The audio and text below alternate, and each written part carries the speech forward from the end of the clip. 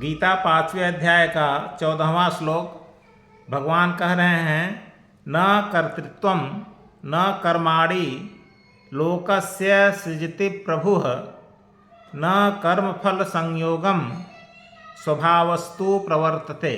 प्रभु का मतलब भगवान ईश्वर। तो प्रभु लोकस्य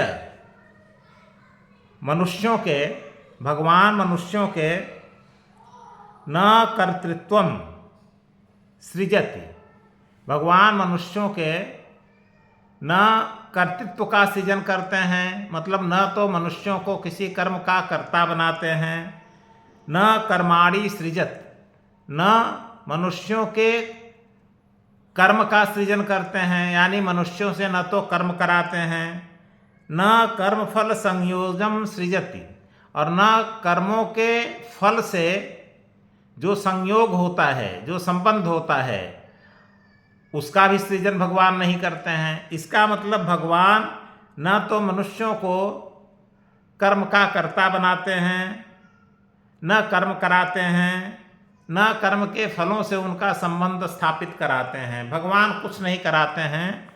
तो मनुष्य ये सब कैसे करते हैं? मनुष्य अपने स्वभाव से करते हैं।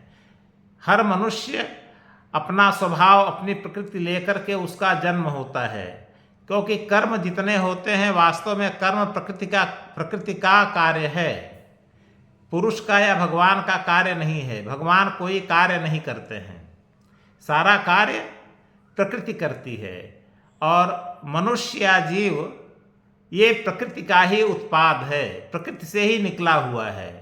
तो प्रकृति से निकला हुआ है, इसलिए जीव या मनुष्य प्रकृति ही है। तो उसी जिसकी जैसी प्रकृति होती है वैसे ही प्रकृति के अनुसार वो कर्म करता है। कोई शराब पीता है, कोई शराब नहीं पीता है, कोई दूध पीता है, कोई मांस खाता है, कोई मांस नहीं खाता है, शाकाहारी होता है, कोई पढ़ने में बहुत मन लगाता रहता है, कोई खेलकूद में मन लगाता है, किसी को हमेशा व्यभिचार में ही आनंद आता है और किसी को व्यभिचार से मुक्त होने में आनंद आता है, किसी को बहुबात करने में ही आनंद आता है, अनावश्यक बात में अपना समय बिताता है, और कोई काव्य शास्त्र में अपना समय बिताता है। एक श्लोक आता है, काव्य शास्त्र विनोदेन कालो गच्छति धीमताम व्यसनेन च मूर्खाणाम निद्रया कलहेन वा। दो प्रकार के जैसे मनुष्य होते हैं, एक बुद्धिमान मनुष्य होते हैं, एक मूर्ख मनुष्य होते हैं। तो बुद्धिमान मनुष्य का जो समय है वो कैसे बीतता है? काव्य शास्त्र के विनोद से, माने पढ़ने लिखने में। जो बुद्धिमान होते हैं तो उनकी प्रकृति पढ़ने लिखने वाली प्रकृति होती है, तो वो अपना समय पढ़ने लिखने में बिताते हैं। लेकिन जो मूर्ख होते हैं वो अपना समय किस में बिताते हैं? वो कलह में, ईर्ष्या में, डाह में, व्यसन में, इन सब में अपना समय बिताते हैं। तो कर्म करने में मनुष्य स्वतंत्र है, जीव स्वतंत्र है। जीव जैसा चाहे वैसा कर्म करे। भगवान ने सत्ता दे दिया, भगवान ने एक वातावरण दे दिया, बस भगवान प्रकृति के माध्यम से एक वातावरण दे दिए, उसके बाद मनुष्य स्वतंत्र है। मनुष्य, लेकिन स्वतंत्र का मतलब वो अपनी प्रकृति के वशीभूत तो मनुष्य होता ही है। जैसे प्रकृति चाहती है उस प्रकार से मनुष्य को नचाती है। लेकिन एक प्रश्न आता है, क्या जो स्वभाव लेकर के जीव का जन्म होता है वह अपने स्वभाव में परिवर्तन नहीं कर सकता है? तो ऐसा नहीं है। अगर परिवर्तन मान लिया जाए कि वो परिवर्तन नहीं कर सकता है, फिर तो कहीं पर कोई चेंज हो ही नहीं पाएगा। फिर संसार में अच्छाई कैसे आ पाएगी? इसलिए ऐसा नहीं होता है। मनुष्य अपने प्रयास से, अपने परिश्रम से, अपनी बुद्धि का प्रयोग करके अपने स्वभाव में परिवर्तन कर सकता है।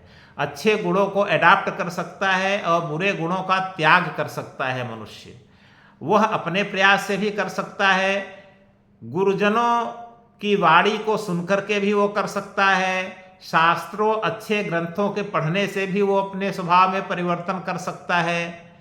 तो किसी भी प्रकार से, वो पठन पाठन से, शास्त्रों से, ग्रंथों के अध्ययन से, गुरुजनों की वाणी से, माता पिता की अच्छी वाणी से, अच्छी संगति से, अच्छी संगति होने से भी मनुष्य अपने स्वभाव में परिवर्तन कर सकता है। तो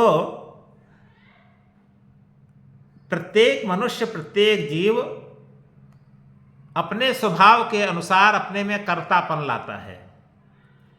वास्तव में भगवान उसे कर्तापन या कर्म का कर्ता होना भगवान नहीं बनाते हैं। वो स्वतः मनुष्य अपने को इंद्रिया मान लेता है, शरीर मान लेता है, बुद्धि मान लेता है, प्राण मान लेता है। तो जो भी कर्म हो रहा है वो कहने लगता है हाँ ये कर्म मैं कर रहा हूँ, ये कर्म मेरा हाथ कर रहा है, ये मेरा पैर कर रहा है, ये मेरी आंखें कर रही हैं, ये मेरा कान कर रहा है, ये मेरा मुंह कर रहा है। मतलब इंद्रियों से अपना संबंध जीव स्वतः स्थापित कर लेता है, वो भगवान नहीं करते हैं स्थापित करने को।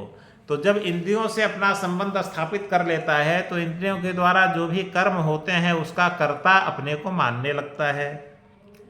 जो कर्म होता है कर्म को भी अपने के द्वारा किया हुआ मानने लगता है। और कर्म के फल से जो संयोग है, फल के प्रति जो आसक्ति है, फल के प्रति जो कामना है, जो इच्छा है, वह भी उसमें आ जाता है। तो यह सब कुछ आता है कैसे कि इंद्रियों को वो अपना मानने लगता है, जबकि वास्तव में वो इंद्रियां उसकी हैं ही नहीं। इंद्रियां वो तो अनिश्चित हैं, कब समाप्त हो जाएंगी, कब बुद्धि समाप्त हो जाएगी, कब शरीर समाप्त हो जाएगा, कब इंद्रियां क्षीण हो जाएंगी, अशक्त निःशक्त हो जाएंगी। जबकि जो पुरुष है, जो आत्मा है, वो तो कभी क्षीण हो ही नहीं सकता है। वो तो पहले भी जैसे था अब वैसे ही है, भविष्य में भी वैसे ही रहेगा।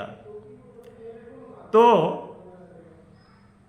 इस श्लोक में कहने का मतलब कि भगवान कुछ नहीं कराते हैं, प्रत्येक जीव अपने स्वभाव के अनुसार ही कर्म करता है, कर्म के फल से संयोग स्थापित कर लेता है और अपने को कर्ता मान लेता है।